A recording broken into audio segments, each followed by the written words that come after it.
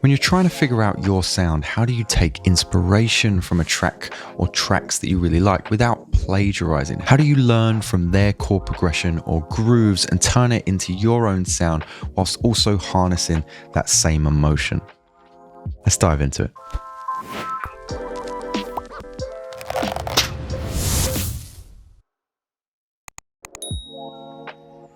What is up, guys? I just had a fantastic one-to-one with one of my Patreon students. Shout out Enro, who brought a fantastic question to my attention. I already know that this video is going to get demonetized. So if you want to support the channel, head over to the Patreon, download yourself some exclusives, or start releasing your music through DistroKid. The link is in the description below. A little bit more about them at the end of this video. Now today we've got Kiasmos track Throne, and my music theory is not so great. Let's look at the chord progression.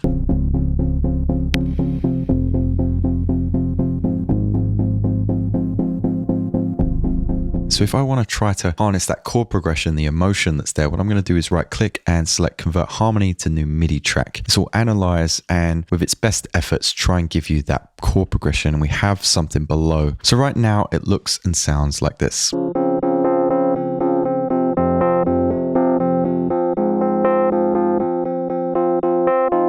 And it's not too bad as it stands, but I want to tidy some of these notes up. Something that I can do to help me is set the scale of the tune. I've Googled this so I know that it's in F minor. Any notes that maybe fall out of that scale probably aren't supposed to be there. Also, these notes are looking a little bit low, so I'm going to get rid of those as well. Anything that's just a little bit out of the ordinary, just going to make sure that everything is as it should be here, and we're good to go. Now with the bass notes,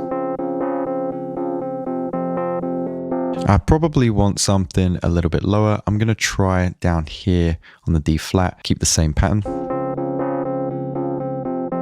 Sounds really good. And then maybe go up again to the C. We know that the C will work because it's part of this chord. Now, right now for me, those chords are all the same velocity. So what I'm going to do is select the first chord and just bring that velocity down a little bit and then start to copy that across to all of the other chords as well. So it follows the same kind of up-down shape. And I'm going to do that to the rest of the chords. Now I've got something here that I prepared earlier. If I bring that MIDI line down to the below track, I've still got that standard analog instrument, but I've just EQ'd the sound a little bit and added shaper box so it has a little bit more of a bounce. How cool does that sound? Now what I'm going to do from there is actually drag the sound down once again, but with this second sound, I'm going to delete everything that's above it because I just want this to be a bass instrument. We've got an operator instrument here, and we just want to use this for the bass. We're actually going to get rid of all of these, and we're just going to work with 4 bars for here. Now for the above instrument, we obviously don't need those bass notes, so we can also hide those as well. I've EQ'd the bass and added that same shaper box bounce as well. And it might be nice to thicken up that sound with a sound of your own. So here's something that I've got from Serum. I've set it a little bit wider with a line delay, and then that way it's going to kind of make those chords sound a little bit thicker. You can start to get a feel for how your track is going to sound by changing the groove. Later on in the Kiasmos track, we pretty much have this from the drums. So what we want to do with our track is maybe change that groove here a little bit. I've got almost like a burial-esque groove, and I've just low passed that rhythm. So that's going to sound like this without new chord progression. But we still need to make that chord progression our own because we're simply just copying the Kiasmos track now. So what I would suggest doing is chopping those chords up and then start to separate them and then try them in a different order. I'm going to start by duplicating that first bar, and we're going to try and turn this into a loop of 8 bars rather than a loop of 4. So now it sounds like this. Now your imagination's probably taken over. I can hear something here, so I'm going to loop this up, but then I'm going to click on those chords, and I'm just going to change this down a semitone. C at the top and the C at the bottom. I really like how that sounds. Now I mentioned I did this in a Patreon session earlier, so I actually have that here for us. We duplicated that first chord here, got the second chord, and then pitched it down. Then all I did was take those first 3 bars again, and then take the last bar that we had from the original chord, which was this one here. So now we have something that sounds like this.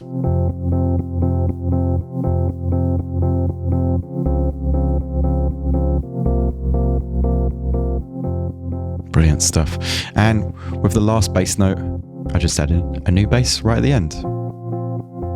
Sounded really, really nice. But what I want to do now is add a new melody. So what I'll do is click on my melody clip and make sure that I've got the chord clip highlighted as well. So I can see my chords underneath, but I can start to pluck in a new rhythmical melody. I'm only using 2 velocities and keeping the melody really, really simple.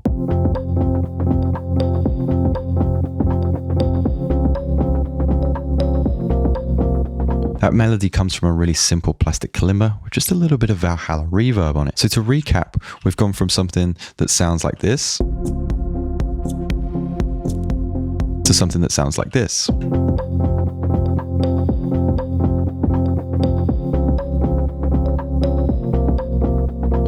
I find this method of working such a fantastic way to show homage to the artists that you really enjoy, but also traverse the landscape of music production whilst trying to find your own sound. Don't forget that it doesn't have to stop here. You can also take that chord progression, bass line and melody and transpose it down a few or up a few semitones to again add a degree of separation from that initial inspiration that you took. Let me know what you think and let me know what tools work for you as well as what you want to see in future episodes. Thank you so much for sitting down with me today, guys, and don't forget that this video is sponsored by DistroKid for a reason.